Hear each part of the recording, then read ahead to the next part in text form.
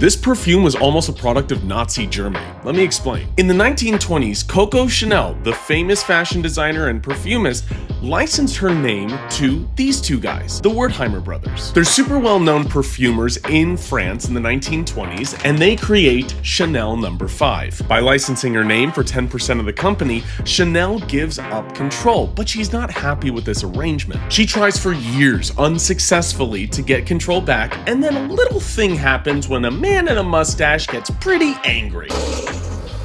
One of Nazi Germany's laws instituted saying that only businesses could be owned by Aryans. Now, Chanel sees this as an opportunity to take control back from the two Jewish brothers, her perfume company. She appeals to the local Nazi magistrate, but here's the issue. The Wertheimers were smart though. They saw Nazi Germany coming, and they turned control over to a Christian a couple years prior, meaning that the company was not controlled by Jews. But this was only the start of Chanel's relationship with the Nazis. She continued trying for years up until the end of the war to get control of the company back, but on top of that, she then started sleeping with a Nazi agent. This is Hans Gunther von Dinklage, which is just an insane name, and he was a Nazi spy. Around the same time she's trying to get Chanel No. 5 back under her control, her nephew goes into a prison camp, and she begins to strategize of how she can get him back. She starts sleeping with von Dinklage, and at the same time that she's helping the French resistance, she's also helping Nazi Germany. She's feeding information to both sides, trying to see if she can just come out on top.